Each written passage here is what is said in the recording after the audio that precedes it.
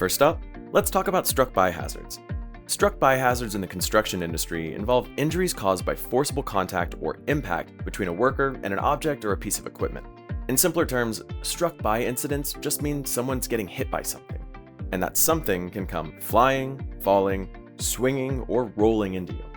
Flying objects are like projectiles. Think nails from a nail gun or even a blast of highly compressed air, debris from drilling, welding or grinding, snapping cables, or loose tool parts like hammerheads flying off of the handle. Falling objects are another major category, from heavy construction materials dropping while being hoisted, stacked materials falling over, and items falling off a truck, all the way to smaller items like tools or screws and bolts accidentally knocked off a ledge. Swinging objects usually come into play when materials are mechanically lifted, which gives them the potential to swing or twist and hit workers. This is especially risky in windy conditions, and depending on the force and direction, you might get knocked and fall to a lower level. Rolling hazards happen when an object is rolling, moving, or even sliding on the same level as you. This might mean getting hit by a vehicle, mobile equipment, cylindrical objects like pipes or lumber that break loose. Now that we've got an overview of what struck-by hazards are, let's take a look at some common scenarios and best practices for preventing them and protecting ourselves in case something happens. No matter how careful we are, mistakes can happen. That's why it's always a good idea to be prepared with the appropriate personal protective equipment, or PPE, anytime you're exposed to a hazard. That means protecting yourself literally head to toe. Starting from the top, a good hard hat is a literal lifesaver. It can protect your head against everything from falling wrenches to swinging beams, so you should always wear one if there's a risk of falling or swinging objects nearby. Always check for dents, cracks, or any sign of damage before you put it on, and make sure it's securely fit for full protection. If your work involves grinding, welding, or handling chemicals, a good face shield paired with safety goggles or glasses is going to be your best bet against flying debris or chemical splashes. Remember, your face shield's great for general protection, but your eyes aren't really covered unless you're also layering in protective glasses or goggles underneath. Steel-toed boots are essential on a construction site where heavy objects might fall or roll onto your feet. The reinforced toe cap can take serious impact and ultimately save your foot. You can also consider toe guards that fit over your regular work shoes for similar protection. Just make sure they fit well and that they're comfortable enough to wear all day on the site.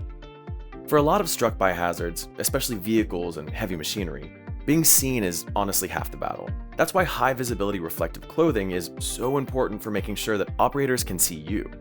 This is especially true when working around traffic, and the reflective material can also make you more visible at night. When you're working around heavy machinery and equipment, you need to maintain two things: awareness and safe distance. That means knowing where every piece of equipment is at all times, and specifically being aware of its swing radius. The swing radius is the space a piece of equipment occupies when it's rotating or moving. It's like the equipment's personal bubble. You don't want to be in it unless you're operating it. If you're working nearby, don't just rely on the operator to see you. Make eye contact. I see you, you see me, we're good. This two-way awareness can help prevent a lot of accidents. And never, ever work under a lifted or suspended load. An operator mistake or even a gust of wind could send hazards falling or swinging your way. For those of you operating the equipment, be sure to clearly mark the swing radius for your coworkers using tape or other barriers. Make sure the area is clear before you lift or dump anything. This is also where using someone as a spotter can help. Always balance and secure your loads properly, and never exceed the machine's load capacity, since this could lead to a tip over and other falling or swinging hazards. Working around heavy machinery is one thing, but throw motor vehicles and traffic into the mix, and you've got another layer of risks that you need to consider. If you're on foot, visibility is key. That means wearing your high visibility reflective clothing day and night. Always look both ways before crossing any vehicle paths, and never cross behind a vehicle that's backing up. Remember, you can't always rely on hearing a vehicle's reverse signal, especially on a noisy construction site. When working near public roadways, you should also use traffic signs, barricades, and flaggers to safely direct traffic. Flaggers are trained to do what they do, so you shouldn't be directing traffic unless you're a trained flagger. Now, for those of you behind the wheel, make sure your vehicle's in solid condition before you drive, especially your brakes, horn, and signals. If you need to reverse and you can't see behind you, ask someone to guide you as a spotter. When you're not in the vehicle, set the parking brake. And if you're parked on an incline, you should also chalk the wheels, just in case. Using damaged tools can lead to accidents. For example, a hammer with a loose or splintered handle could slip off or out of your hand mid-swing, and then become a flying or falling hazard. You should also avoid using impact tools with mushroomed heads because they can shatter and create flying debris hazards. Just remember to keep your tools in good shape and inspect them before each use. Working with power tools and machinery can also introduce higher risks for unintended machine movements, flying debris, and other struck-by hazards. So before powering up, make sure you're trained on each piece of equipment so you can operate it correctly and safely. Inspect your tools and machinery before use, because damaged equipment is far more likely to malfunction. Always follow the manufacturer's instructions. Make sure any required safety guards are in place to contain flying debris. And of course, wear the appropriate PPE like face shield, safety goggles, or gloves to protect against debris and other hazards. Nail guns and powder-actuated tools are powerful, specialized tools that require specialized knowledge to use safely. So don't even think about operating one of these tools unless you're specifically trained to do so. When you do, be aware of your surroundings. Don't just use them on hollow walls or surfaces if there are workers on the other side. They've been known to easily penetrate and kill workers all the way up to 70 feet away. Don't load the tool until just before you're about to use it. Keeping it loaded could lead to accidental discharge. Even still, you should always treat these tools as if they're loaded anyway, just to be safe. And never, ever leave them unattended. You don't want someone untrained or even just distracted picking one up.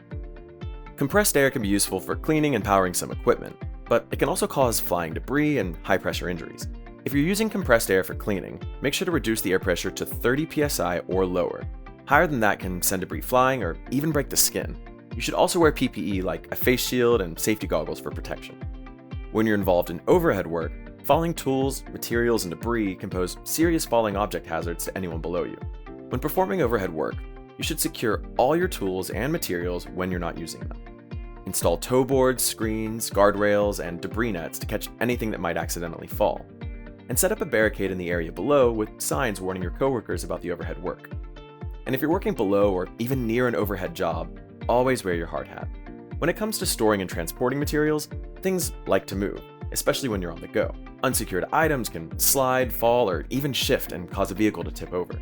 To keep everything in place, stack and secure materials so they won't slide or fall, especially during transport.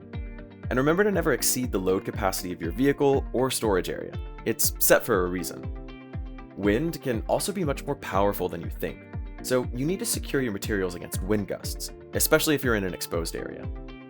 For materials stored in buildings under construction, keep them at least 6 feet away from the hoistways and floor openings, and more than 10 feet from an exterior wall to prevent any falling object hazards.